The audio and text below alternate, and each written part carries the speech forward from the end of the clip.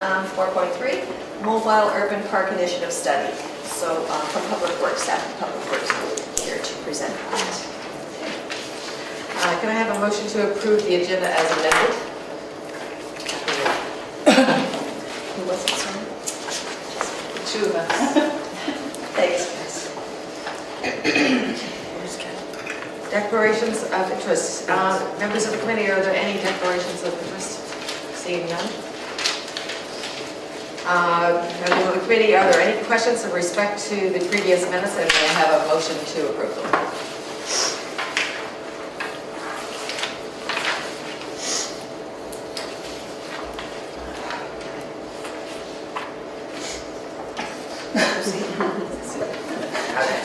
Put up your hands.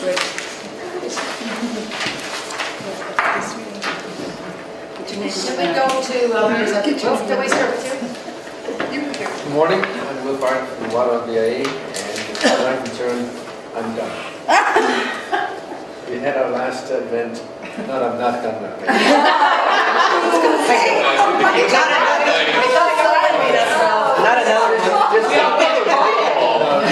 Done. I'm done with this year's activity. It's over, and I'm going to get relaxed and enjoy Christmas. We had our second annual Coral and Candle Walk on Saturday last week, and the event went really well. It's cold, but that's what the only drawbacks. We had about as many people out as we had last year. It's hard to gauge when we get out, but a couple 300 people, which is really good turnout, and I think it'll grow. So that happened, and then 2 weeks before that we had our tree lighting event, which was really great, but again we had really terrible weather. We had dancers, local dance group were there, and youngsters, and they were just tremendous kids. They were just freezing to death. I've got some pictures with the snow going sideways across the stage, and they're doing their best, and they really performed really well. So those two events, we're done now. We've had a really good year. We've had 4 movies in the park. We've had our Water on Balloons program initially started this year, and that went really well. We had 7 landscapers who donated plantings for 15 by 25 foot flower beds, and we had a competition and a judging, and we also were going to make gold, silver, and bronze awards in February to the winners. Nobody knows except I who the winners are, so it's really a pent-up situation. I hope it comes out of anything. And so that's about it. We look forward to next year and see what more troubles we can get into. Good morning, Patty from the Auto Street BIA. Just to report, Friday, November 29th, we had so this is Christmas, and this was our second time doing it, but I feel bad for you, Will, but last year we had a snowstorm too, so maybe we'll rotate around the table. We were really happy with our turnout as well.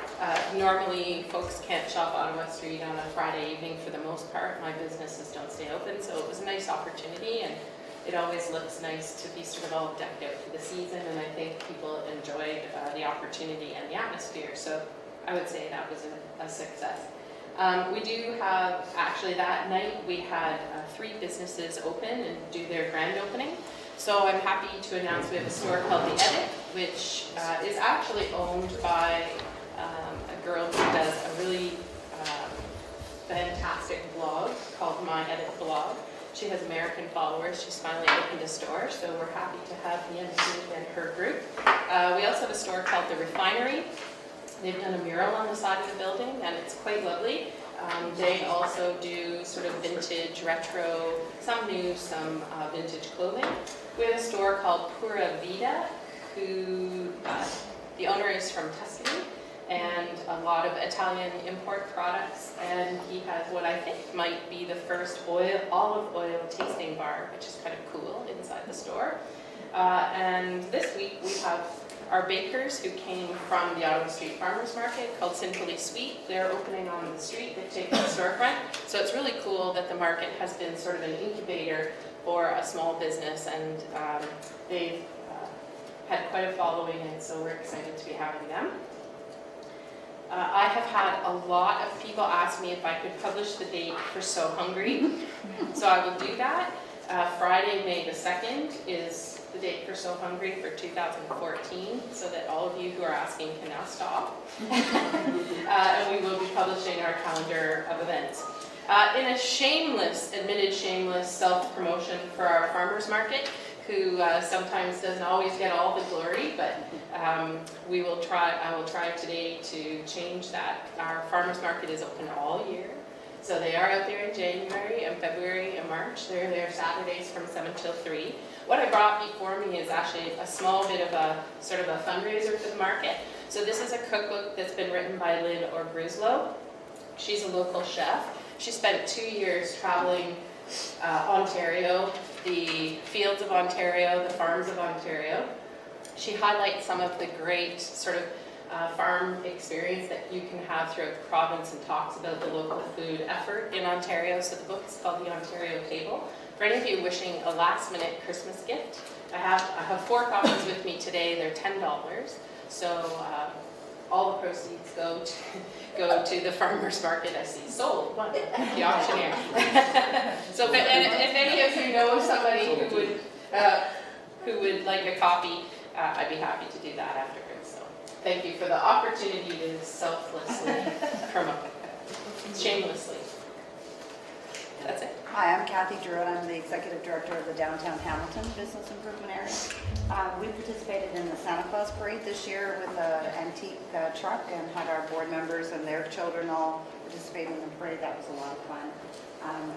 Record numbers of people in the streets of downtown Hamilton for that event, so that was pretty awesome. Our Christmas in Gore Park started off last Friday night with a light-up ceremony in conjunction with the city and CHML. Again, I thought that there was a record number of people that were there at that event as well, and it was executed flawlessly. Surprisingly, City and the Sea were an amazing band, I thought, and so that was really a fun experience for us. The lights went on, much to my relief. And then on Saturday, again, we had a great crowd on Saturday for our Christmas in Gore Park with food pictures with Santa. It was extremely cold, though Santa had to keep going into one of the food trucks for a couple of minutes. Quite a few times, because he felt that he was getting frostbite. So it was quite exciting. So we have expanded our beautification program for 2013. We've added new Christmas decorations in Gore Park, as well as new Christmas banners that are up in the streets, poles as well, and now new Christmas greenery that are in 37 planters in the downtown streets. We're working on our accessibility policy. Remember the session that we had to do with the city? Maxine, yeah, sorry. And so we have a draft into Maxine to take a look at to whether or not it meets their requirements. So I think if we could get approval from her, because we have a board meeting coming up, and I'd like to get that out of the way and post it on our website. We have a couple of new businesses that have opened up in downtown. Al Panini on King William is about to open. So they're going to be like a panini press type of thing. They're in the location that used to be It's a Food Thing on King William. Coffee Culture has opened up in downtown on King Street, almost right across from the Connaught. They are doing extremely well, and we're really pleased. Really nice person has opened that up. And of course, with the city's initiative with 95 King Street, that was the old strip club, and now it's been turned into artist lofts and display space for that is actually available for lease or for rent, for displays and meetings and things like that. So it's a really nice space. So we're hopefully moving ahead with that. We're off between Christmas and New Year's, so we look forward to seeing everyone in January. Thank you. We're, for people that are part of the committee, if you could just tell us your name and what department you're from, that would be terrific. Yeah, hi, good morning. I'm Tony Delmonico, Acting Manager of Accounting Services for the City of Hamilton. And I'm Patty Tomalin, also from Accounting Services. I've met most of you before, once a year. I'm Saba, and I'm an organic waste leader for Public Works. I'm Eddie, and I'm also an organic waste leader. Peter Wapshall, Public Works. I'm Jennifer Kay. I'm the manager of arts, events, and grants in tourism and culture, and Bridget's manager. Hi, and I'm Bridget McIntosh, chair of the Special Event Advisory Team and the city's festivals and events officer. I'm Susie Braithwaite, the Executive Director of International Village BIA. We recently had our Victorian Night in the Village just on Friday night, so that's when we bring up the horse and carriages from Niagara-on-the-Lake. We had an ensemble from the Hamilton Gay Men's Chorus. We had the Velo stage, which was awesome. It was a portable stage that blasted out music, so it was a DJ pumping out some good Christmas tunes. One of our businesses, Cafe Oranje, put on, they had Sinterklaas, which is the Dutch Santa Claus, and that was awesome. So overall, it was a really good night. Lots of kids down there, which was nice to see in downtown. So that was really good. And I am like, well, if I'm happy that those things are over with now and I can enjoy Christmas. We have a new pet supply shop on Main Street. I don't know if I mentioned that before. It's right at 203 Main, so it's between Spring Street and Ferguson. And it's a really good pet supply. They offer a lot of natural and organic product for your pets. So if you know anyone in downtown looking for a pet supply store, that's them. And I caught wind that we have a new gourmet burger, Waffle House, and fried chicken restaurant opening up by the end of the month called Stacks. So we're quite excited about that. That'll be near the corner of Ferguson and Kings. So other than that, just trying to get prepared for next year. And Eileen, I just wanted to ask you, I think you were going to send something out about the accessibility from Maxine. We haven't received that, so I have a board meeting tomorrow. Wink, wink, nudge, nudge. Anyway, so that's it from International Village for now. I'm Shelley from Barton Village, and I don't have too many events to report today, but we do have something new for Christmas coming up, or that we've done. We did all of our bows on and red bows on all the poles. We've done winter greens in all our planters, which is all new for us this year. So it looks really nice. I've had good feedback already. Unfortunately, we had Hargitay's Crepe Shop close. She was gonna close just for the winter, but has decided to close permanently. But we do have a new business called Couch Creations. So not only does this guy reupholster furniture and redo couches at a ridiculous price, that it would be cheaper than going to get a new couch at any price.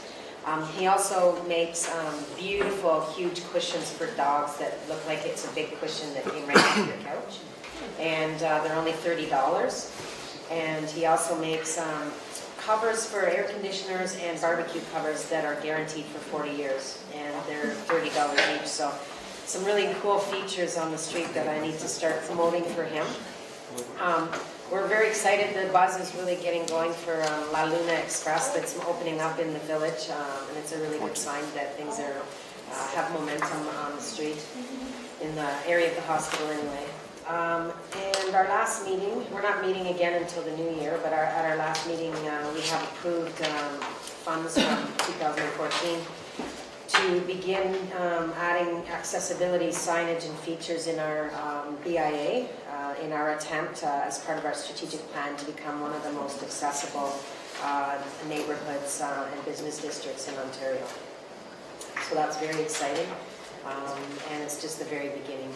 And we're going to be implementing it in spring of 2014, so not far from now.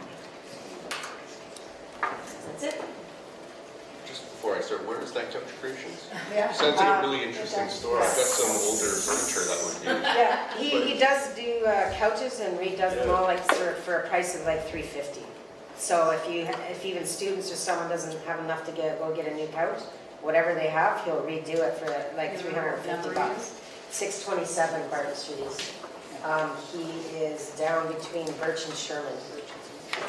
Get a name drop and try and get a discount. His name's not. Her name, not his name. She sent me. She said you could get 50% off. I don't know. She's out there telling people It'll that. be fine. Yeah. I'm Tyler Ferguson. I'm from the Ancaster BIA.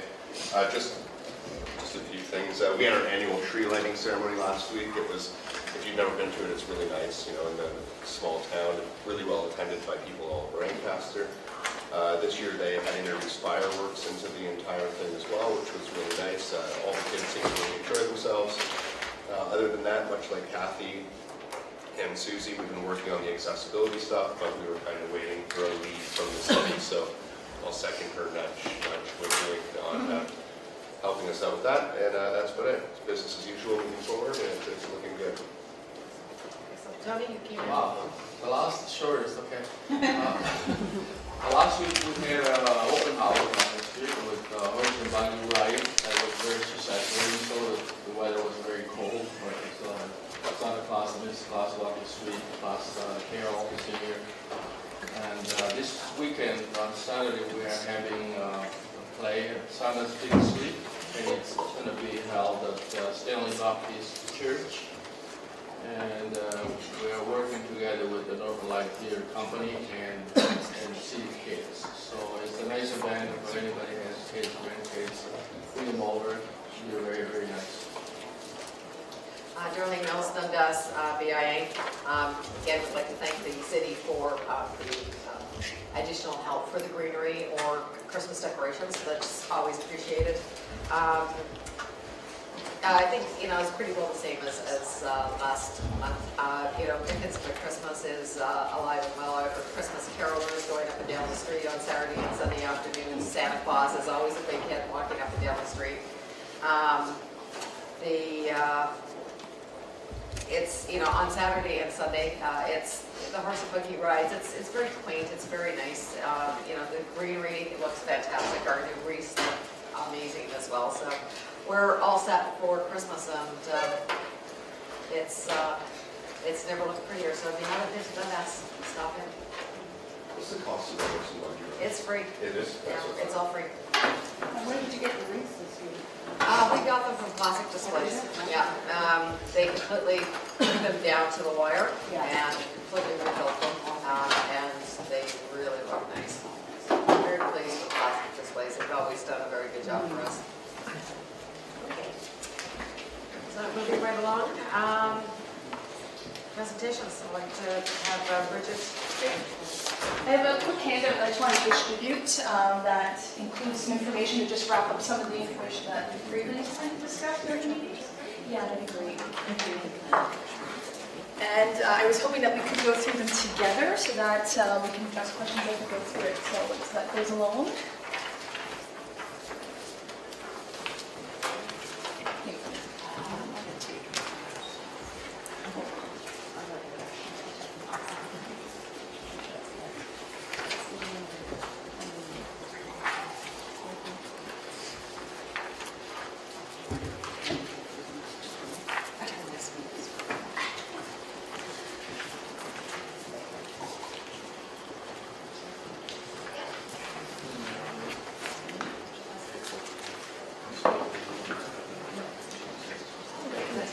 Great. Everybody's got one. Thank you, Bridget. Excellent. All right, so moving ahead, this is to follow up to the questions that were brought up at the August 20th meeting, the last BIA meeting I attended. The two main questions: could volunteers be trained in Book 7 procedures? And there was a request from this committee to look into whether BIAs could construct barricades privately and to possibly investigate a 50-50 split of barricade costs for BIA use. So what I have here, first I just attached some information about SEAT. This was an information report that went to council. I know you are all familiar with the Special Event Advisory Team, but I wanted that to just be documented and added to the agenda minutes so you know exactly what it is the SEAT's role is and what its responsibilities are to not only event organizers but to the city, so that you have that. The changes in road closure procedures, this is nothing new. This was everything that has been detailed at the last meeting, and that is included in the SEAT guidelines. There was some questions about when that information was distributed to all of our event organizers and previous SEAT applicants, so I've included those dates in this as well. At the last meeting, we did go into what is Book 7, and again, just wanted to capture the information here. It is a section of the Ontario Traffic Manual, and I put down what the criteria is for Book 7, and it is at its core to provide basic uniform requirements for traffic control in work zones, on roadways. And the main thing here is consistency. Like across the province, drivers on any roadway need to be aware that there is a consistent approach to how roads are closed across the province, whether it be Hamilton, Mississauga, Toronto, Georgetown. There is a consistent use of signs, and drivers know what to expect so that they're not driving into an area where there's potentially pedestrians on the street. So I've included that information there. Road closure requirements for events taking place on city roadways. Again, this is information that is pulled directly from the SEEK guidelines. We wanted to have it here so that everyone knows what their responsibilities are as an event organizer. And now we're at the crux of the matter. So Book 7 training and liability concerns. So as asked by this committee, I did speak at length with the city's risk management department and road operations division. And at the end of the day, the city's main obligation is to ensure that the people, that its roadways are safe, and that any work that is undertaken on the roads, on city roadways, is performed by professionals. And that's the main key here, is that Book 7 training and the Book 7 procedures are intended to be executed by trained traffic control persons whose main core business is closing roads and to do construction work for events. So again, they are trained to consistently deliver Book 7 standards, that they are operating a business, that's their core business. They have the proper insurance and training to do that, and that we don't have civilians or volunteers on the roadway who that is not their core business, and that it is something, it's an activity that they do maybe once or twice a year, whereas traffic control professionals are doing this on a daily basis as their core business activity. So I've laid out here exactly what risk management has said to me. So in answer to the question that was brought forth to me, no, volunteers would not be authorized to work on city roadways, to close roadways. The liability risks are too high, and as previously mentioned, the Book 7 training, the Book 7 procedures, and the authorization to work on city roadways is reserved for traffic professionals. Moving on to barricade and sign construction, there is another Ontario Traffic Manual book that outlines the specifications for such signage and barricades. So as long as those specifications are followed, yes, those barricades and those road closure signs could be constructed. But again, we're dealing with live traffic lanes, so there are certain sizes, certain degrees of reflectivity that those signs need to adhere to. So again, as long as you're following all those engineer specifications that are outlined in those books, absolutely, you can construct those signs and do that. The one thing you would have to take into consideration, though, is if you do construct your own signs and your own barricades, the company that you hire to close the road needs to agree to be able to use your equipment. In some cases, they have their own stash of equipment that they would want to use because they have it, and it's part of their business practice. They are, after all, a business. So that is something that you can certainly talk to with your traffic control providers to see if there's a way that you can work together to reduce costs. If you happen to pool together as BIAs and purchase supplies, is there a road closure company that is willing to perhaps offer a reduced rate because you have the equipment on hand to do that? So there are powers in numbers. I think you guys are very well positioned to gather what all your events are and to approach the market with, you know, possible a plan for reduced costs in exchange for the business that you guys will bring. And just to reiterate, I know there were questions about Hamilton Police and city road operations and funding concerns. Anything that has to do with the Hamilton Police Services, I urge you to contact the Hamilton Police directly to go over how exactly they assign police to road closures. The cost of police, as previously mentioned in our last meeting, is in alignment with the police collective agreement. So you've all had dealings with Brad Robinson from the Hamilton Police Service. He's very open to questions. You all have his number. I can certainly resend that information, but anything having to do with police contracts, you'll need to pose those directly to him. For city road operations, again, road operations is just one department that sits on seat, as chair, I bring those concerns and those questions forth from those different departments. I can only speak to a certain degree of their internal operations, so if there's any specific questions that you have about road operations, you will need to contact road operations directly, and I can certainly provide that information there. And city funding concerns. Again, the Special Event Advisory Team is not in any way connected to the funding program here at the city, so you'll need to contact Rosanna Bellotti from the Community Partnership Program. And the last part I have here, there were some notes about how many events are taking place in the city. And so as of November 4th, stats are there. CEAT had 261 events that we had facilitated. 15 of those were BIA events. So again, I'm happy to hear any questions. I know that that's not the answer that some people were looking for, but I posed the question and I did my best. So. Do you have any questions? I think the report speaks for itself. I think you did a really good job. Okay, thank you. Appreciate you looking into it for us. If there was a way to cut costs for the city, then we would have absolutely looked at a partnership with the city, because that's, it seems like that public-private partnership, but in this case, it looks like the liability outweighs the help. So, thank you very much. Can I have a motion to receive, I'm sorry, Kathy, go ahead. Do you have a list of companies that have training for Book 7 that we could approach to find out? Sure. Most of them, it's all done through the Ontario, the OTM, OTC, Ontario Traffic Control Council, so I can certainly pass information that's public. And are they Hamilton companies, do you know? Oh, you mean, sorry, for the training or for companies that provide the services?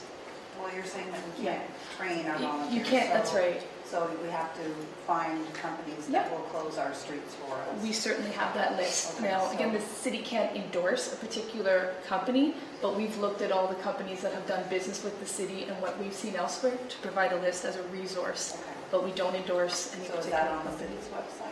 It's not on the city's website right now, but we have it on file, and whenever we get a full closure request from an applicant, we share that information. But yes, like for example, we gave it to Alicia. We had a meeting with her recently to go over all the Ottawa Street stuff, and we circulated that info to her. Absolutely happy to share that. Thank you. Sorry, is there any other questions? Patty?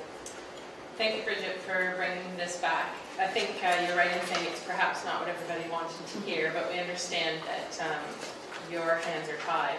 I think it's important, just for my sake, I don't see the Ottawa Street sidewalk sale on this list, and I think we did a seat closure. I can't, or we haven't. That's what actually So triggered this. I'm wondering So if there's anything else to add to that list that maybe somebody might be doing, and that might be good information for Sure. you to have as well. Absolutely. So I encourage those who might be considering something to reach out to Bridget and make sure the list is complete for her. I do think it's important to just recognize that this is a really convoluted, complicated process. And I think it's important to recognize that for the current 15 events that are being done by BIAs, to put us through this challenge is a lot of additional expense and a lot of additional work. And my concern has always lied around whether or not that makes these events moving forward sustainable. And I would hate to lose any or some of them because of that. And I realize there's nothing you can do about that, but I think it's fair to go on record to say that. Bringing in the additional cost of having somebody Book 7 certified is fairly costly when sometimes the budgets of some of these events, that alone would be more than the budget allows for now. So any assistance moving forward with Rosanna and the grants process, or your office and the seed process, I think to recognize that and make other people's lives easier around the other portions of these events would be very helpful.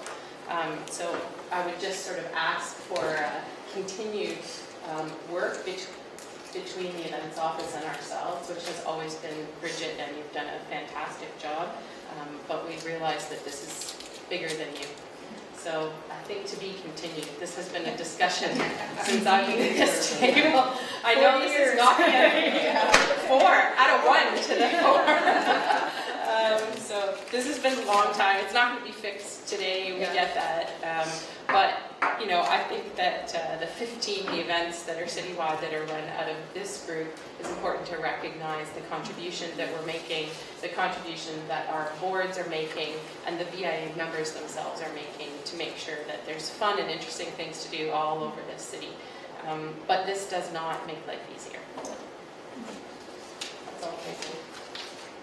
Any other questions? Bill? I've shied away from closing streets in the Watertown area simply because of the cost. Would somebody volunteer to spearhead and see if we can coordinate all the BIAs and find one of the companies that does that, see if there's a possibility for a discount if all the BIAs use the same company instead of using different, what do we call it, vendors or suppliers and stuff? Do you see the games going on? Does that make any sense to try to? I don't think we're all there yet. Yeah. We haven't got there yet. So when we do, we'd be, I'm sure, happy to share the information. Any other questions? Can I have a motion to receive the presentation, please? Kathy and Susie? All in favor? Thank you very much. Thanks for your time, everyone. Thank you. Okay, I'd like to call on Liz and Eddie, the program leaders for the organic waste program, to provide their presentation. Looking forward to it. Liz isn't here, but we have some boss stepping in place for Liz. My name is Eddie. I'm with the Organic Waste Leader in the Public Works Department in the City of Hamilton. This is Sabah. Yep, hey. So what we're going to be talking to you guys about is the Green Bin Program. And just to show of hands, do you guys know all about the Green Bin Program? Has anyone been aware of it? Somewhat? Well, We do use it in like residential, but we have expanded it to commercial businesses, and that's the focus of our presentation today. so we just recently started doing the rollout for commercial, and what that means is that we've done, we had a list of all the different businesses throughout Hamilton, and they were eligible for the program, and the first step was we contact each business and inform them about the fact that they were eligible, and we requested knowledge of whether they wanted to be a part of it or not. And so to be a part of it, you just need to have a business that produces food, and you need to have access to a street where you can put out your garbage on the curbside, and it's like regular pickups. So if you do already have garbage pickup through the city, you're pretty much eligible for organic waste pickup from us. So it doesn't have to be food, it could be anything organic. So if you have like a salon where, you know, haircut and all that kind of stuff, or if you have like pet grooming services, so anything to do with like pet hair, that kind of stuff, anything that can go in a green bin, or even if you have like a little lunchroom or something and you guys wanted to get on board with the green bin, then we could provide that for you. So what it was we divided eligible and ineligible. A lot of the BIAs are eligible, except for like international or downtown BIA, because we heard there was a lot of problems with the trucks coming in. It's like tight areas, that kind of stuff. And then we heard all things about critters or two-legged critters even. And if you're unsure, you can definitely come and ask us if you're eligible or not. We do have maps and we can tell you.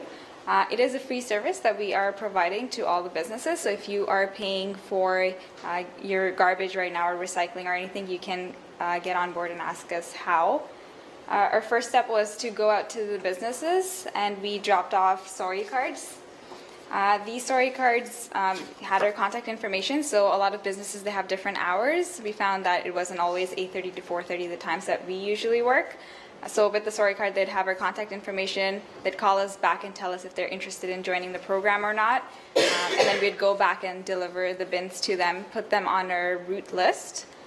So a lot of businesses, we found it was very successful with the sorry card, especially for the ones who weren't open in the mornings, like bars and lounges and all that kind of stuff.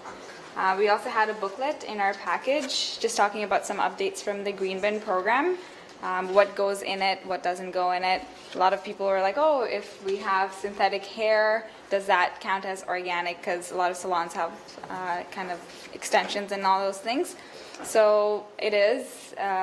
So these little things, if you have any questions, again, you can ask us what goes and what doesn't. But this booklet covers a good chunk of that. And then we also provided everyone with a chart. So in areas like kitchens and like common lunchrooms and stuff, they could post this chart up. Talks about recycling, what goes in the garbage, just a quick breakdown of that.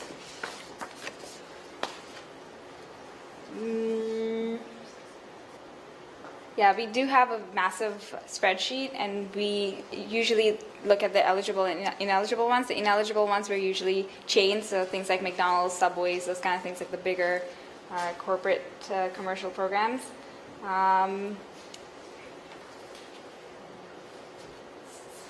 Yeah, so anything like any BIAs where the trucks could not kind of go in, those were not there. Anything that's located in a strip mall or a plaza, that was ineligible because they'd usually have common dumpsters where everyone would just dispose off their waste. Anything that produces things in large quantities, so if we have like nurseries with a lot of just plant material, we wouldn't be able to provide that many bins.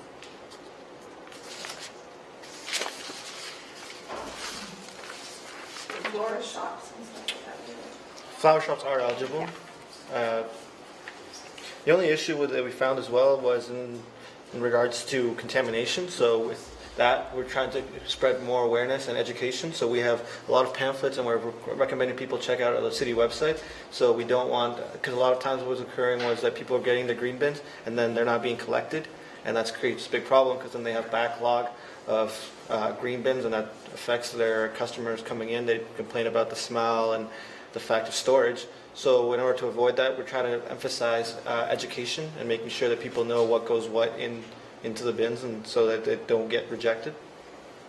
And as for some of the other issues we found was in regards to keeping up-to-date stuff. A lot of the businesses, sometimes we found that they had changed ownership and changed contact, so when we're trying to contact them, we can't. So we're trying to find some ways to fix this issue. Because otherwise we have to show up in person and try to find multiple interactions. And if we try to call them, a lot of times we're getting like, oh, we're busy, call back, and we're not getting called back.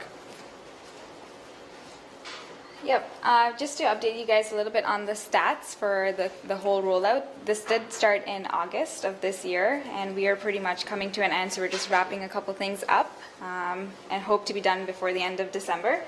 So 36% of our businesses was ineligible. From the eligible ones, we almost hit about 915 properties, so commercial properties.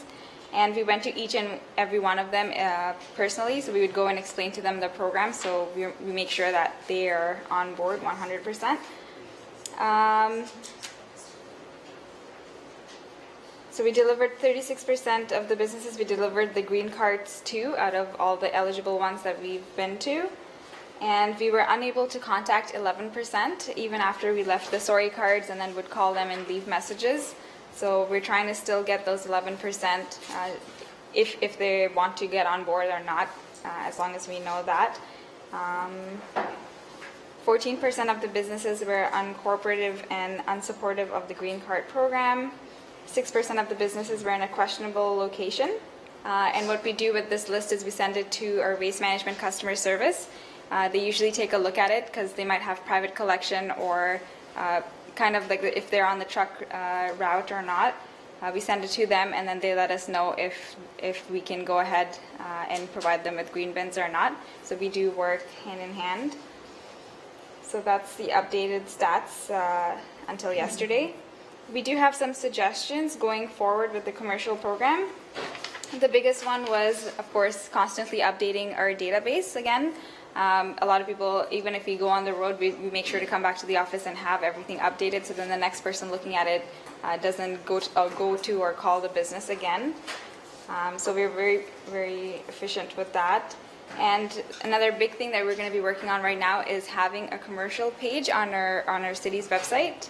So if any commercial business have any questions, FAQ section is going to be there. Little things that they want to know, it would be posted on the website. So we're going to be creating a special web page for that. And that's about it. Does anyone have any questions? Yep. Just two questions, actually.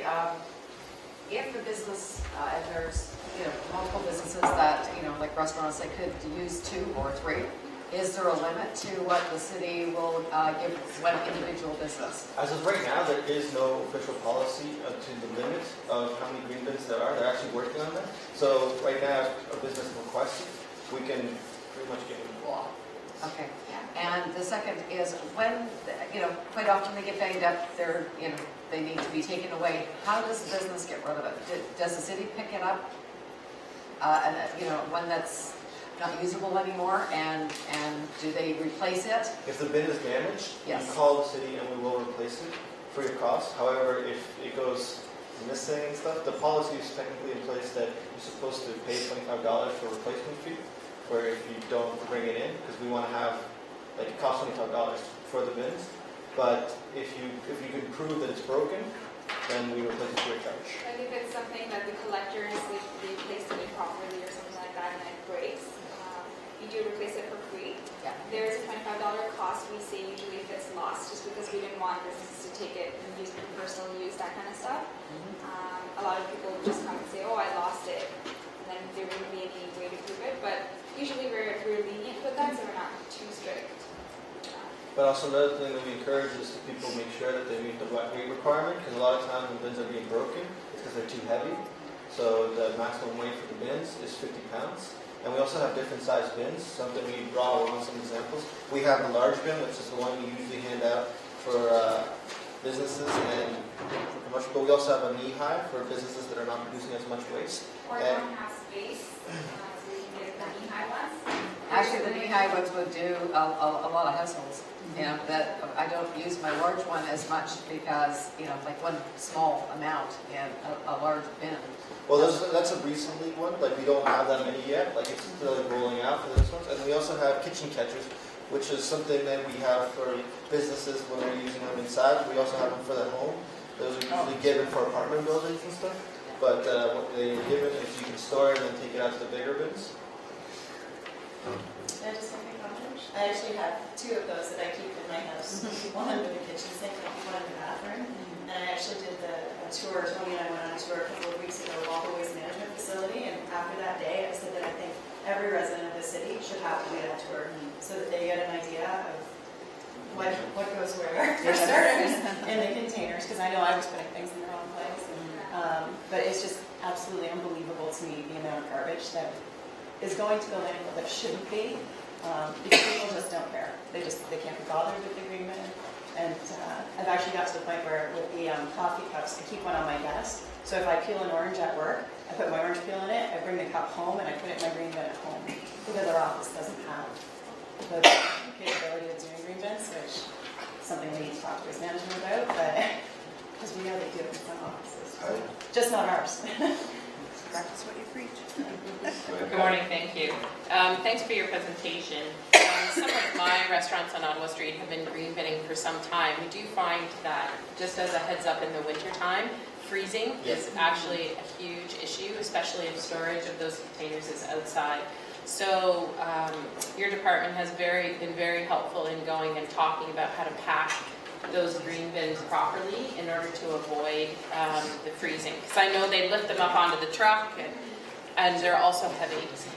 So just a sideline that if they're storing them outside, that can be an issue and problematic for some of our businesses. I have to admit I'm surprised that this isn't required for businesses to do. That surprises me in terms of diversion and setting diversion goals, but we will certainly be your advocates as much as we can. Through you to the presenters, through you, Mr. Chair, what we do, at least on my street with the recycling bins, is we have new businesses coming all the time into our areas, so I can't imagine staff having to keep up with that kind of need. They've actually provided me with a supply in our office of blue bins, and I happen to have green bins as well, although I'm sure not everybody does, so that as new businesses open, we can offer them blue bins and green bins for curbside. For those of us who have the room, is that possible to request as a distribution mechanism so that we can offer, for those who choose to, the ability to hand those out and make sure that our businesses, from the day they open, if they have that habit and routine, perhaps it's a little more successful if they sort of don't know how to operate their business other than having the bins available. So I don't know whether or not that's possible sort of en masse, but a suggestion from what works with us. That's one of the things we were actually thinking about, but the one thing we found is storage capability. A lot of places don't have it, so it's something we have to figure out first to see which places are able to store some of these bins, because they do take up a bit of space. And also in regards to winter and how the things freeze, we actually designing new bins so that they have grates at the bottom and holes, so they kind of leaks out the fluids, but that creates other issues as well. Yeah. There's always issues with regards to waste, but we're trying to We can also do use the big leafing guard waste bags. We find that it keeps things clean, and then the maggots and all that in the summertime, it also keeps those away. So those bags really help keeping the bins clean if you want to.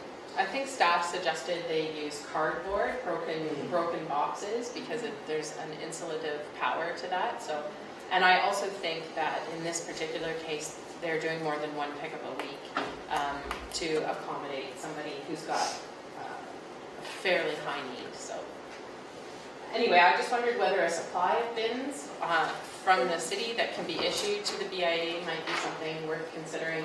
How you continue to keep up with new businesses that are open. I had 3 last week.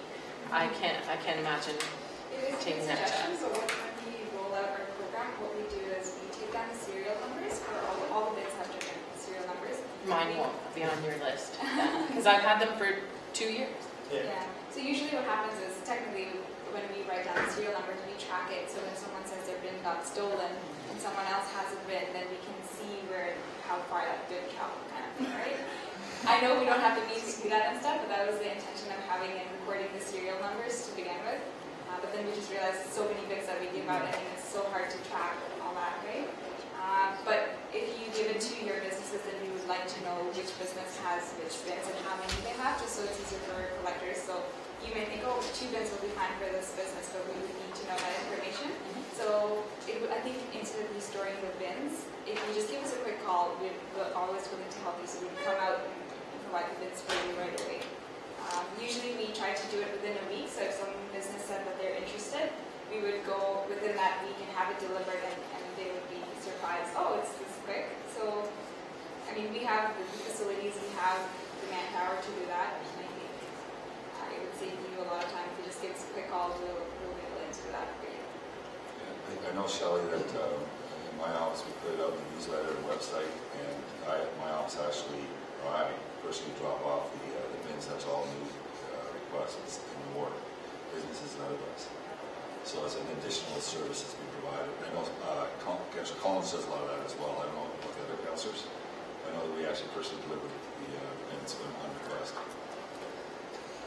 Shelley? I just wanted to know how, just to clarify, how we find out who in our BIA is participating, and if we can encourage them to participate if they aren't already. Is it the list that's going to be coming out that we need to check, or I just wondered? As of right now, we don't have like formal lists. What we do is if you see everything been out, that's pretty much how you know that they are using it. Otherwise, they said that they... Like we have an internal list for us, so we know who we provided and how many bins we provided. We have a list with our waste management staff, because they know which businesses to collect from.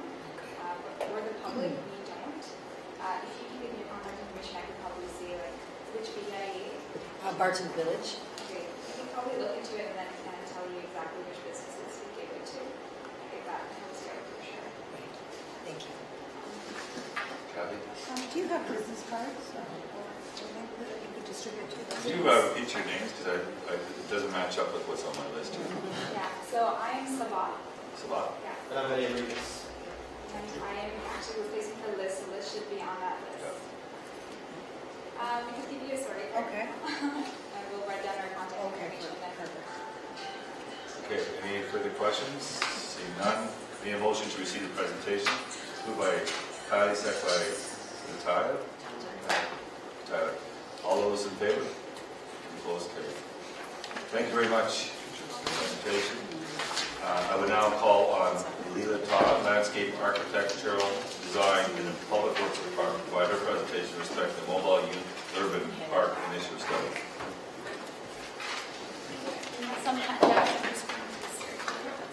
And I'm not Layla. I'm actually actually Steve Barnhart, the manager of landscape architectural services and public works, and is the park planner on my team, and also with me is Rob Norman, my director of strategic planning. So thanks to Eileen for accommodating us on this schedule.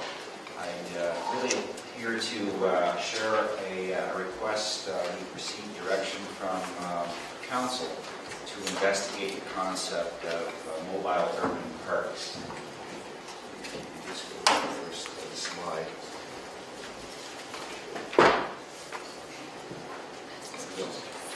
So this morning we're hoping to get some feedback from all the BIAs in the city. It's really in response to what could be a precedent-setting concept. The idea of what is a mobile urban park. So Layla's going to go through some examples and precedents of what they actually are. We did receive, as I mentioned, council direction, and Layla's passed out that motion, but there was two aspects to the direction of the staff. One is to report on the feasibility of actually using a mobile urban park, and that would be used from visualize the shipping containers that you've seen for rail cars, but also for on ships themselves. And then the second part of the motion was to look at the initiative, look at a location specifically with the Ottawa Street BIA as a starting point for the feasibility of the program. And that, we've had discussions with Councilor Marula on that, and that's sort of why we're here today. We've also engaged in conversations with Patty from Ottawa Street BIA. So I think with that feedback today, it's important for us to get a better sense on all of your collective thoughts on this, because we would like to incorporate that in our report back to council, which we are targeting for February of next year. So with that, I'd like to turn it over to Layla just to take us through what these things are, some of the issues around them, and then I will wrap up at the end to talk about some of the specific items we're looking for from the committee. So, good morning, and I'd like to start the presentation on just a quick background of this notion of short-term usable green space. So in 2005, this global initiative called Parking Day started in hopes of transforming the parking lots and urban spaces into a green space. This 2013, this year in Toronto, 10 areas were transformed into spaces called urban parklets. In Las Vegas, day-long miniature parks transform areas of the parking lots into usable green spaces. And another initiative came up this year in Vancouver called Park at Park, which is a disposal bin that was transformed into a mobile common space for people to use. So when we received this motion, we had to come up with some assumptions to create scenarios that staff would comment on. So we considered them to be temporary in nature, and we'd be able to relocate them easily. They would either have to be completely open and visible, or have securing options such as garage door, rolling door type of elements to them. They would provide opportunities for planting and seeding areas in parts of the city that lack green space. And we looked into different placement locations, such as parking stalls, road right-of-ways, utility lands, or any other corporately held public lands. Ideally, they would be available during summer season and stored in winter. And the pilot location, as Steve mentioned, would be Ottawa Street between Barton to Cannon. So we came up with several design ideas, and we circulated that through staff, and also consulted Ottawa Street BIA. And we can say that the program would be feasible, but there are many factors to consider. Staff have requested to review the final design and location, so a case-by-case review is very important. And the on-street placement is the most suitable and preferred option. And different people suggested perhaps partnership with different businesses or communities, and it would be considered a passive recreation. For example, adopt a container program was one of the suggestions that came from staff. But it is important to realize that this should not be a replacement for a permanent green space. The example at the bottom right corner is a parquet we have on York Boulevard, which we consider a public asset. The cost will be related to the extent of the modification of the shipping container and the design, and also the placement on road right-of-way could impact parking revenue. And it's also very important to use local resources and use shipping containers that we are aware of its history. In regards to Ottawa Street as a pilot, Ottawa Street BIA is interested, and they have indicated that they could use some seating for their events. And obviously it could complement their existing programs, such as the farmers market, and also So Hungry, some of the ones that I looked at. Again, the review of different locations on Ottawa Street requires further analysis and confirmation by our staff that it would be appropriate.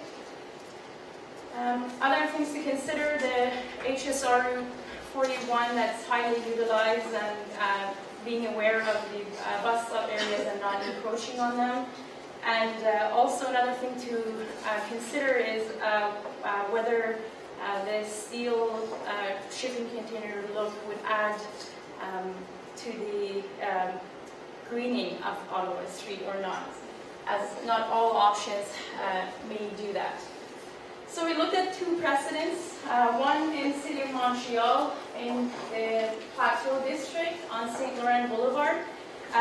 This photo on the top right is actually two containers attached to each other. And this was a city initiative and in association with St. Laurent Business Association. The project is called Public Terrace, and it was done by a company called Movebox. They placed this unit on the street from July to October 15. The scope of this project was not to move it around, but it was mainly to provide seating for their summer events. It was available 24 hours and 7 days a week. They didn't have any security concerns, and the maintenance and policing was just added to the daily routine for that street, as it's the main commercial corridor and is highly used. And again, it was successful. They had one this year. They're planning to have 10 placed on that street next year. The other example we looked at is we call it the container planter, but the project is called Parkmobiles in San Francisco. It was actually initiated by Yerba Buena Community Benefit District, and it was a complement to the existing pavement to park program that City of San Francisco has. The scope for this project was mainly to provide a greening in different areas of the town that required it, so mobility was a factor. And the interesting aspect of this project was that there was quite a few partnerships with different groups, including the local waste management company that has been doing the transportation for them for free. And also the hosts, so the areas that have been taking the planter container were willing to help out with certain things. For example, if there's a coffee cup sitting on the bench and it's placed in front of a cafe, the business owner was willing to help out so it doesn't sit there waiting for city staff. And one of the challenges that they've had was the storage challenge. They've started the project with 6 containers, and currently they have 2 surplus that they're trying to get rid of. So going back to the Ottawa street locations, we have some proposed areas and also a preferred location. Again, these will require further analysis, but this is what we're looking at this moment. Again, based on the design and the extent of the transformation of the shipping container, the costs are quite different, as you can see. And it is also important to know that based on the design, it may require a building permit. For example, the shape that we call the urban gazebo, where there's a roof associated with it. And it can also, it may require to go through a site plan control application, which can affect the timeline of the project as well. As I mentioned, there's obviously different costs associated, and we have the potential of revenue loss for parking stalls. So Steve is going to speak to you guys about what we hope to achieve today. So at this stage, what we're talking about is conceptually a new program for the city. And city staff, we really don't have a program champion. However, we have been asked by council to investigate the feasibility of this, investigate whether or not that we can locate it within the Ottawa Street BIA district. And so we can report to you that yes, we can do that. But at this stage, there's a few things that I hope you can all think about. As if we go forward and this becomes a precedent-setting approach, it could have implications right across the city. How do we actually constrain where these things will show up? Keeping in mind that city staff initiated a bylaw years ago related to commercial use of shipping containers on properties. So if you think about that process, what we're embarking on could essentially have that same spin-off effect to other BIAs in the city if requests come forward from their business members looking to try and do this with special events. So I guess the comments that I'm looking for, and we'd like to incorporate this, ideally we'd like to roll this into our report. So if there's any comments today that would be helpful, or if there's an opportunity, Eileen, for you to report back in the minutes if there's some other discussion, we'd certainly like to get a sense on the feasibility of what you've seen. I know that we've gone through this quickly, but the idea that this is not to become a permanent parquet. This is a mobile seating or essentially planter opportunity that could be placed in relationship to whether it's a special event area or perhaps there's a longer term interest in a certain spot of the BIA where you'd like to have a greening effect. So there's two different aspects to the program. Whether or not the BIAs themselves, and I would use the example of Kathy and the downtown BIA with the Gore pedestrian zone. They've become actively involved in the programming of that space and really have championed what goes on there. Not to say that this is the same magnitude of what the Gore pedestrian zone is, but certainly if the BIA is interested in a programming opportunity with these items, whether they could be specific to an event and they wanted to sponsor it. Leila talked about the importance of trying to keep eyes on it to see if there are slight maintenance issues that city staff may not be aware of because of the frequency we get by these locations. Certainly that we'd like to have a sense on the type of location, whether there's support for what we're thinking about. We would like to, staff have really looked at the impacts of what happens if you put it on the roadway and you're putting it into parking spots.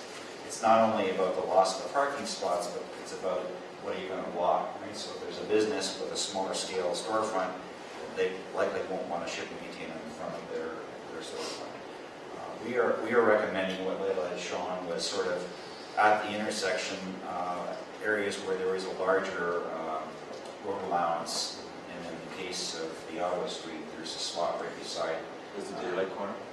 Yeah, outside of the daylight triangle. So those are no traffic issues and concerns? There is if we encroach into that daylight triangle. So we either have to, if we're on the road right away and we're into parking spots, we likely have to use a few parking spots to allow for access around this thing. And certainly each site that we look at will have to be reviewed individually before we can implement it.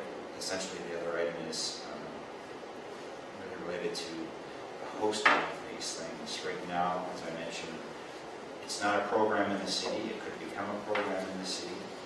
Certainly we have resources to work with the BIA on these events. Our initial thought is that it would be linked to some sort of special event process, but that may not be the only opportunity. There may be other ways to approach it. Is there cost recovery to the city? This you haven't talked. When you say feasibility, there's always, from a council perspective, there's a cost implication. So if we're going to be dedicating staff to whether it's site plan or and all those issues, there's going to be costs incurred. So as a permanent program, meaning that cost is recovered in regards to staff time? Yeah, so there is you're absolutely right, there is a cost associated with this. So the matrix that Layla has prepared really represents a sliding scale. So there's not only the actual design and the modification costs, so you're purchasing this container, you're modifying it to whatever program you're interested in. There's quite a range of that modification cost depending on how extensive it is. There is the day-to-day staff cost of the maintenance of these things. So it's not only if it's going to be moved around, there's a cost to do that, moving it from point A to point B, depending on the frequency. And there's also, inspecting it to make sure that there's not litter accumulation inside, things of that nature. And then there's going to be the actual storage cost of the container, taking it away for the season, finding a spot to put it, whether it's going to be in a city yard or some other location. Relatively, the example Layla had shown on the York Boulevard, the parquet, we can build permanent parquets probably as cost effective, if not cheaper, than these things. The advantage of these are they're mobile. That's really the big difference. A parquet is where we can permanently locate public space into a seating area, add an opportunity for greening.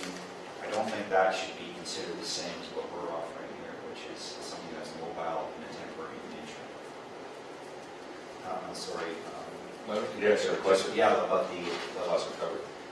The cost recovery. So right now we have not created a program to look at any sort of revenue stream. Right now this is going to be considered a trial of whether or not there's sponsorship for it. There could potentially be a revenue stream. What stream was the dollars coming from? Right now we don't have a revenue program created yet. So you have to still establish a revenue program, which is part of feasibility. Right now it's simply a cost to the city to implement this. Tyler? Yeah, that's a quick question about this matrix. What's the size difference between those three things? The mobile urban gazebo, the container planter, and the streetscape. What area is that looking at? I mean, it breaks down to cost per square foot, or the square meter. I mean, do you have the size? I can get a start and I can maybe let Layla fill in the details. I can just say that it's a great question. So the size of the first two would just be the size of one shipping container. And then the permanent streetscape we're looking at, I should have the actual area for you, but it's basically looking at the size of this parquet. Okay. Which That's how the math was done. Are they about approximately the same size? No. Parquet's quite a bit larger. Well, it's larger. Right. Okay. Yeah, Darlene and Michelle. I can't speak for the Dundas BIA. I'm beautification chair for the Dundas BIA as well as the vice chair, and just out of my perspective, taking that parking spots is not something that I would recommend to our board, as well as visually that looks appealing. Okay, it's lower to the ground. You can see what's behind it, and you're not blocking businesses. And again, that's visual is so important. And for those two reasons alone, I wouldn't recommend it for Dundas at all.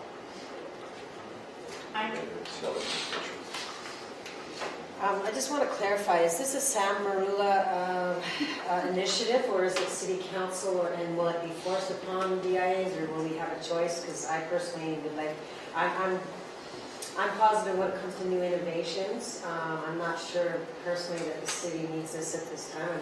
There's more important things as far as I'm concerned. And Barton Village, I probably wouldn't recommend it either because of some of the issues that we're dealing with right now, and the height of these structures and the permanent aspect of it. I can see it being used for other things as well. So I wouldn't be interested in that, and I just wanted to clarify about the initiative. I can almost assure you that if there's any new revenue stream where they're pulling the money out of pots that can go to building parkades and so forth, it's going to be competitive nature. More than likely, it's not going to succeed. If there's no cost recovery built into it, I can't see even passing council. It has to be cost recovery. And through the chair, the motion has come through council. So yes, Sam Marula was involved in the discussions with BIA. At this stage, what we are doing is looking to come up with the most feasible opportunity to see how we can implement them. I agree with some of the comments that we are not recommending it go in front of the storefront. It really, there is, from a staff perspective, limited opportunity to place these within an urban context, and we're looking at areas where sightlines aren't going to be impacted, where they can sort of be tucked in, where it's strategic related to where larger events could happen. That would be the recommended approach for the Ottawa Street location, which is not to be on actual Ottawa Street, but on and also, yes, there is a cost to this. We have not identified a funding source for it, only that we're reporting back on the magnitude of what those costs are at this time. Kevin? Mr. Chair, I'm just wondering through you, you could ask, are you looking at purchasing just one container to do a feasibility study and the experimental pilot project at Ottawa Street? And what's the timeline for the Ottawa Street project? So, through the chair, right now, there is no funding source to make a purchase. At this stage, staff have only simply been asked to come back and report back on the feasibility and the magnitude of the cost. We have gone through some timeline scenarios, and should funding be made available, it's depending on how this is to be programmed will dictate how long it takes us to make a purchasing modification. So it could take us, go back to the planter style, it's fairly simple. There's no real building permit required because it's a seating area. It's simply more of an internal traffic review process. If we go to the other style, which has the roof, that likely will trigger a site plan review as well as a building permit, and that's a 3-month process possibly right there before we even get into the final implementation. So you're looking at one purchase if it goes through as a feasibility study. And would Ottawa Street then have the ability to choose what it looks like, and whether it's the seating, whether it's the planting? So through the chair, ideally, the city does not wish to go on this on our own. We'd like to try and work in partnership with the BIAs and have them indicate to us what is the likely program. How is this going to be embraced? Because as I mentioned earlier, we don't really have a defined program for this yet. It's simply we're reporting back on what the options are. So if there's a consensus that really isn't something that's going to work for the BIAs, other than maybe one BIA, then we're looking at this as a city feasibility in regards to an ongoing citywide program. If there's not desire to make it a citywide program, then it creates a problem. So that's the feedback you're looking for, I take it. That's correct. Just a couple of concerns. The Lost Street BIA, one of our concerns will be premium parking spots and for that. And a couple other things is the vandalism and the graffiti that eventually will come with it. So these are two concerns. I can just maybe comment about the vandalism, and I guess in Montreal they initially didn't have any issues, and then after some graffiti came up, they hired an artist to do a painting for the whole container. That was something else we should start with. Just another comment, something to keep in mind, that our last meeting here at in this room, we had the list of public works services for each BIA. And as if anyone else noticed, Barton Village pays for every single service themselves compared to no other BIA. We don't even get our flowers for the Center Mediums paid for by the city. So, pardon me? We pay for our flowers. Okay, well, I saw the list, and Barton Village had the BIA paid for everything at Barton Village, and other people got things paid for them. We were the only BIA that paid for everything on our own. So my opinion is that we just need flowers in our BIA now in the existing pots and center meetings that we have. So that's another reason why we wouldn't be as interested in this idea at this time. Because we want to start with the basics that we have already and some assistance from the city. And I also can't believe they're using staff's time and money to do this project when there's so many other things on the table. Thank you. I think the real interest lies a lot for events. I think it's still to be determined on any sort of regular daily basis what the use might be and their and the interest level of using it that way. I think this is really early discussion. So any of your events, including the ones we just all had last week, might be interesting to provide seating and maybe some heat.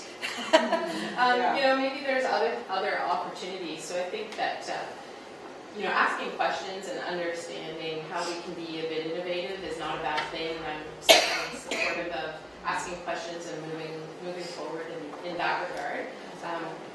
As a pilot project to see what's happening, I think we all have to, you know, we all have to grapple with parking issues all the time. Certainly, and had Bridget stayed, it might have been interesting because under C, and under the C application, you can use loading zones where you normally can't use them. There's the ability to kind of use the street in a different way under a C application than you would normally use it on a daily basis. That's what we do at So Hungry. We can put vehicles and trucks in places we can't normally do that on. So, you know, I think that everybody's needs are different. Certainly our needs, there's no infill space. We have one small urban parkette that is only existing because a building burned down. There are very few opportunities for green space in places like that. Upper James is another one. There's, you know, Councillor, you have the same issues. The traffic is different, but there's a different feel in every business district, whether you're a BIA or not. So I think it's an interesting place to start. I think there's no harm in asking some more questions, and we're certainly in support of at least asking more questions and understanding where the uses for innovation could be. The question I would have right from the get-go is who's paying for it, and why would the city take on something new when we can't afford what we got now and do a good job of what we got now? So that's the first issue. We've got so many areas we can identify that we can be deficient in regards to providing services because of lack of dollars, and yet we're going to embark on a new program, and I think that's the challenge in itself. Liability and risk, has legal being involved with this process, because now you're dealing with movement of you know, a pretty big piece of box, and not only movement, but how it's set on site. If you notice on some of these, they're sitting on foot mounts. And that's an issue from a safety concern because it's not done right, it's not the proper material, it collapses liability with a huge risk. So that means that there's going to have to be inspections in those situations, which is another incurred cost by the city. So there's a lot of little pieces to this that incrementally build up the cost for allowing it to happen.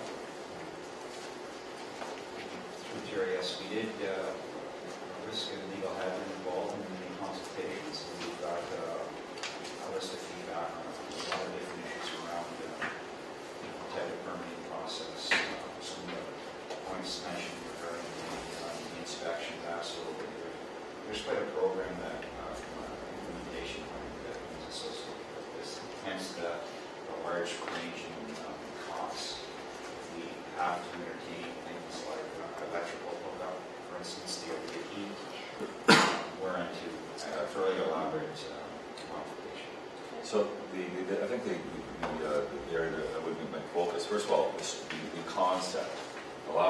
concept and putting parameters in which the concept could be applied is a good one. And that's back to Patty's point, innovative. I think when you get into the details, then there are the issues. So first of all, we create the framework to allow it to happen, because I think it's a good thing. When you get into the cost side of it, I think that's where the debate takes place, because should that be a city responsibility over and above what we're trying to provide? If we got parks that can't even build, and we're already talking about doing containers. I can't understand how we got parkettes and parks that are still sitting to get development, and communities are screaming. Meanwhile, we're going to make investments in boxes to create an urban landscape. So I'm trying to understand and reconcile in my own mind, how do you sort those issues out? If you do really good on this side, then obviously this side has got a lot of opportunity.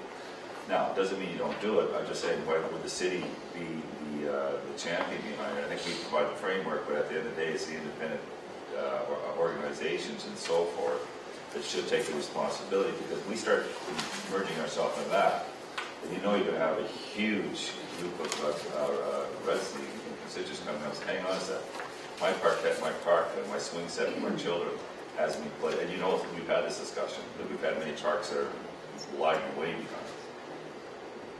Why is that not a priority? So that's the concern I have.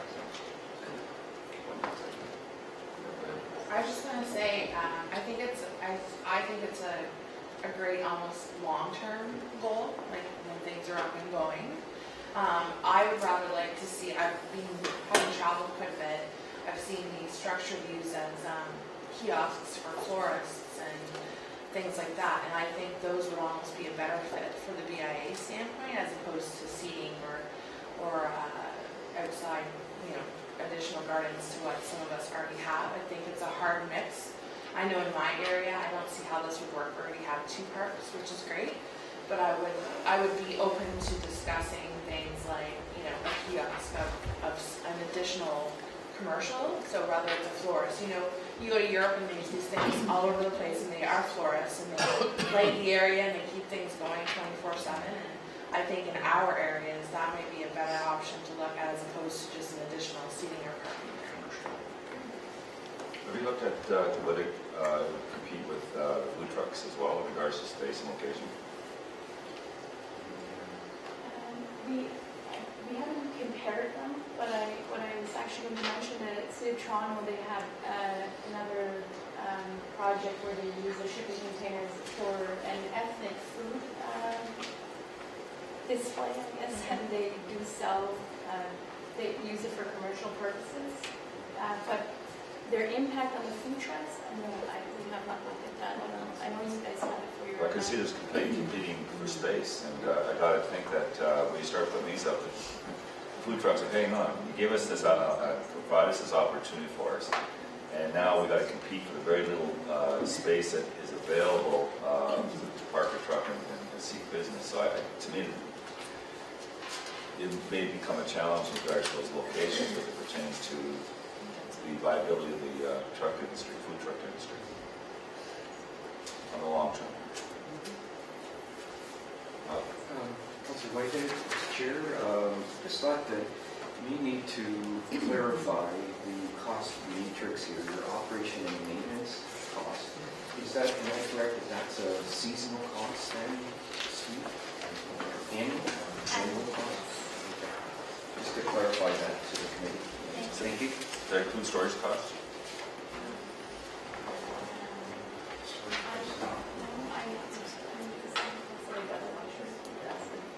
Through the chair, we did speak heavily with operations, parks operations.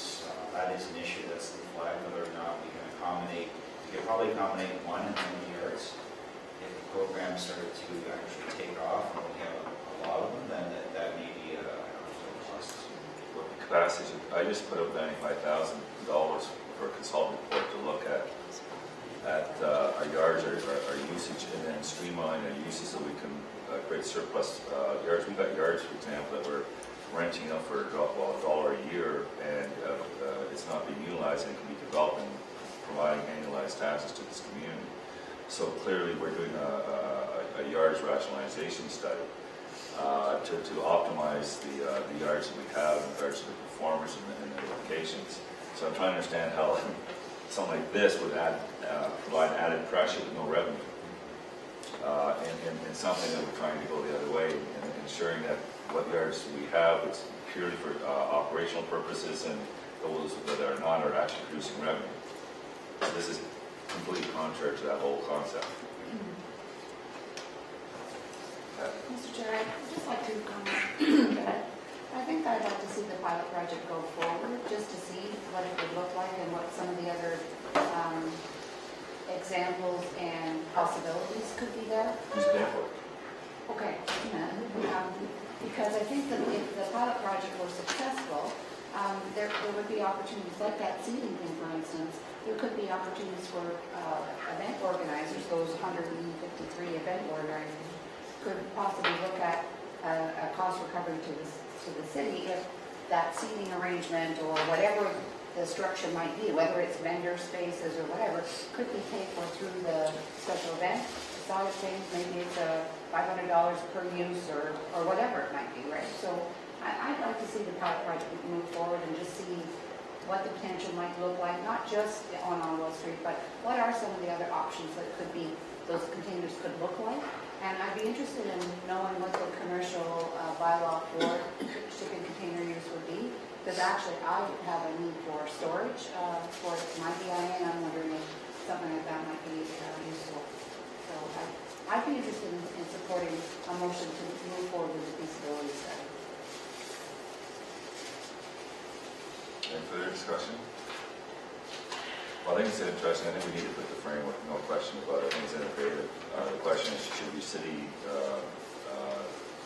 we provide the ability through zoning and bylaws and so forth to allow it to happen. The question clearly is, though, should we be embarking on something new at the cost of the taxpayer when we've got so many parks that are underdeveloped and not even touched yet?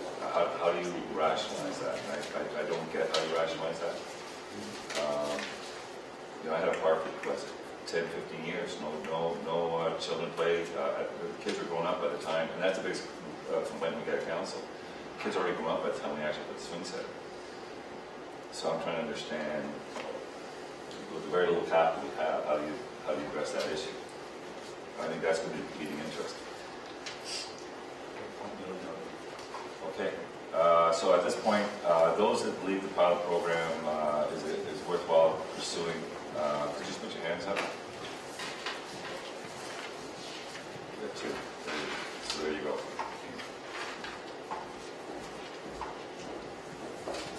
Now, Maybe you could have just added at this time, because I think some of us might think it would be feasible 5 years down the road. well, here's the other big question. That's tough topic going forward for pilot, but I think I raised that we should create the framework to empower and enable it.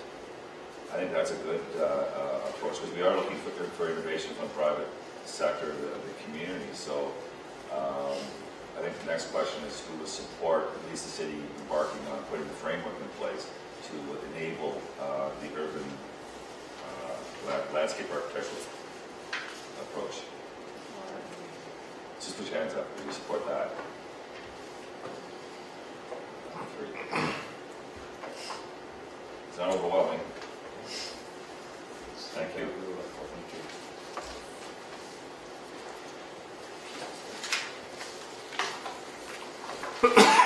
We're now at, moved by Tyler, second by Patty. All those in favor? Opposed? Carried. Thank you very much.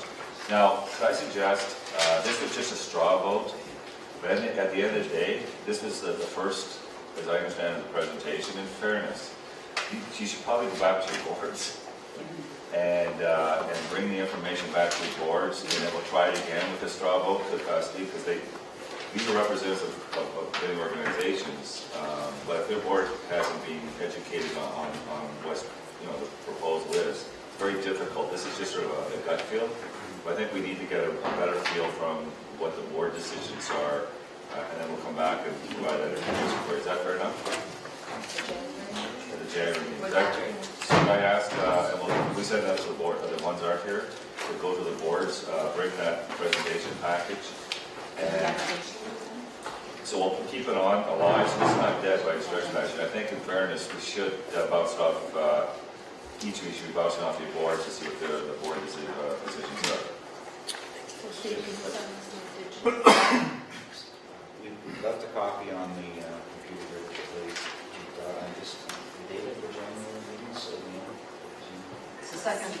Tuesday of January.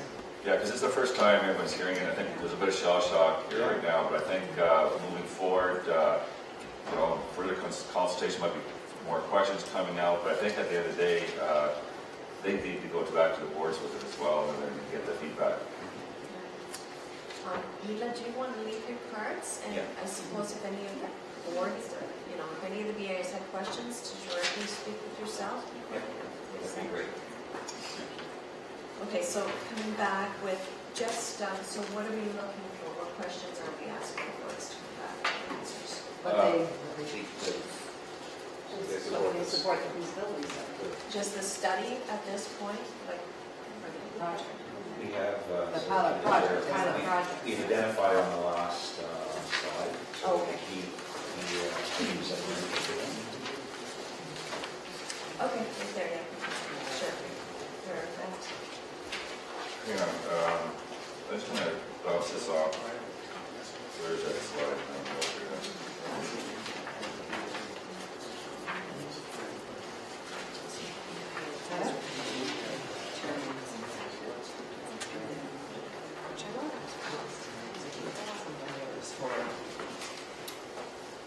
So, I think the questions to be added in regards to asking the board is the concept.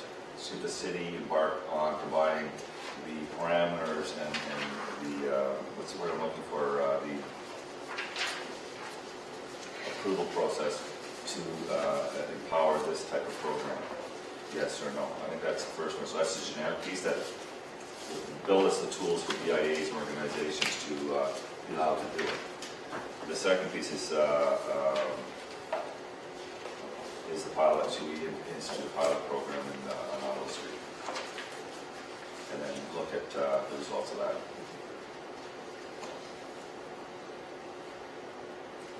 So sorry, your first question. Should What? the city provide the parameter to this? Correct.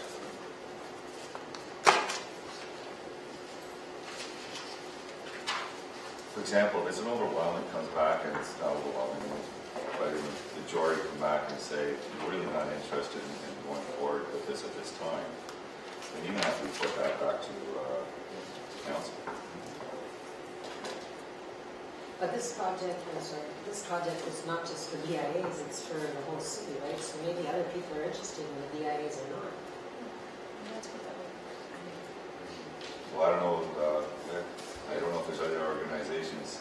Through the chair, we don't have a program here, so other than our initial contact with Ottawa Street BIA, we're not trying to, and I hear the councilor's concern about finances, we're not trying to just create a program and see if it takes off. Right? Without a visible champion or sponsor of this, it won't go anywhere. I guess I'm a bit shocked as well because we've been working with the SEAT and the events program for years now, trying to get a process that works well for everyone, that is implemented properly. And they're having difficulty, the city's having difficulty supplying barricades and road closures and equipment and everything. And now we're talking even about using these for events and things. So I'm just a bit confused about what we can't provide now properly and moving forward with something new, and everyone's thinking that that might work great for events, so I'm a bit... And by the way, the pilot program, from a financial point of view, can go forward. I mean, at least 8 wards each have area rated money. So I'm initiating pilot programs, so I'm not imposing on anyone to try it out and then bring that information back to City Council so that maybe be adopted by others. So clearly, there's enough area rating money for something that isn't that costly to implement a pilot program without implicating the broader city and then proving whether or not there's merit as a result of the pilot program. So there's still a way to finance the pilot program, no question, without impacting the core funds. So I think it's still feasible going forward. I think there's just great, and I think that's a discussion to have with the board council to see if in fact you'd be interested in funding the pilot program since it's his initiative. Any other discussion? Seeing none? Okay, so we received it. Good. Anything else, Eileen, on that one?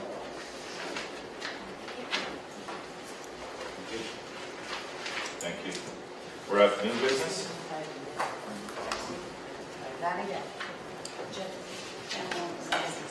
Sorry, you requested new business. My apologies. I have under new business. I'm just wondering, Peter Watchall came to our last meeting with a list of public works initiatives, and I'm wondering if I could request that Peter be asked to add to that list of some of the value of some of the things that are being provided to the BIAs by the City of Hamilton.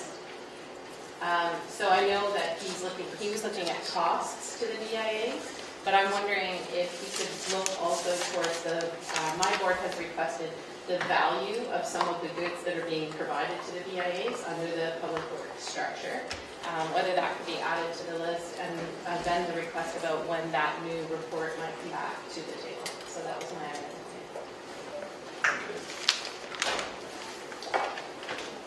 You want me to respond to that? Yes, Chair? please. Okay, yeah, I can absolutely do that, Patty. And in terms of timelines, I think that's really up to you guys, because I think the process was that it would go back to you in your boards. And once I had all the information together, I would bring back a revised document. I think the only outstanding issue is actually setting a timeline on that in terms of dates. So you may want to do that. Okay. Have you received comments back from the other BIAs as you had requested? Through you, Chair, I've received comments from 4, I believe.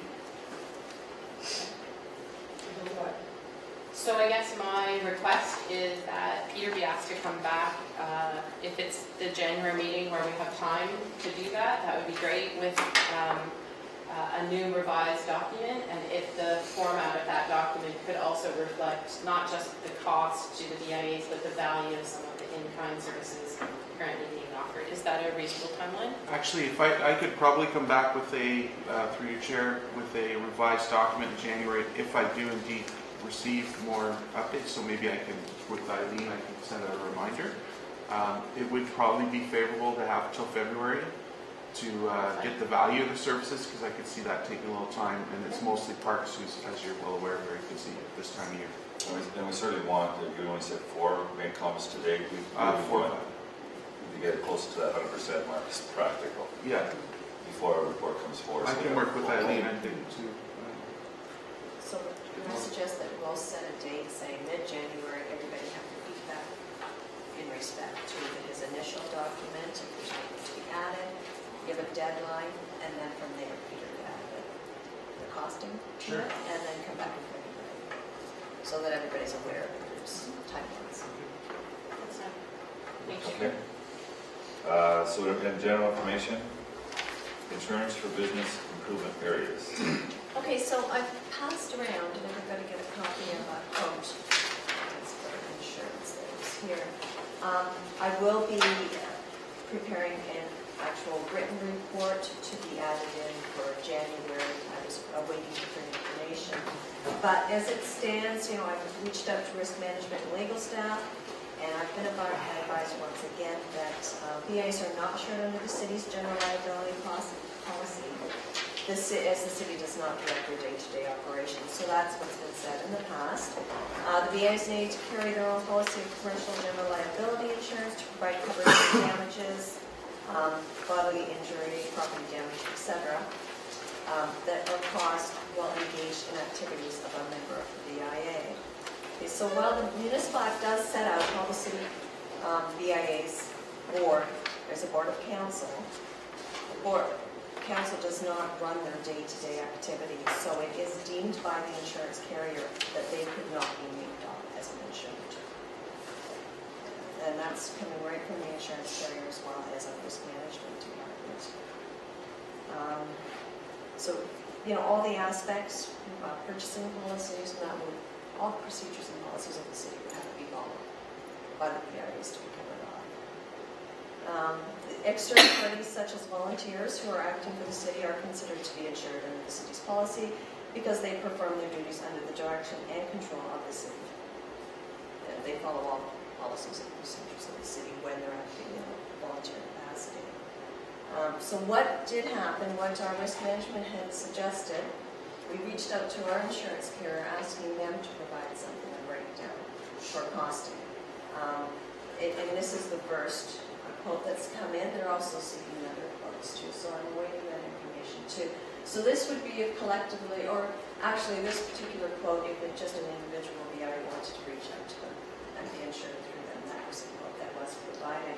Other carriers said they would want collectively all of them working together, and this would be separate, totally separate, not part of the city insurance policy. It was just something we received out. Is it the same company? Yes. So that was just the information I received, and like I say, I'm waiting further information from them that I'll put together as well. But yeah, definitely at this point, it has been a version from risk management and the people that know the others could not be the city's policy. So what changes from the last policy we did have as BIA? It's just because now we are under the... Are you talking about special events? Sorry. No, You're just talking general. about just general? Yeah. Okay.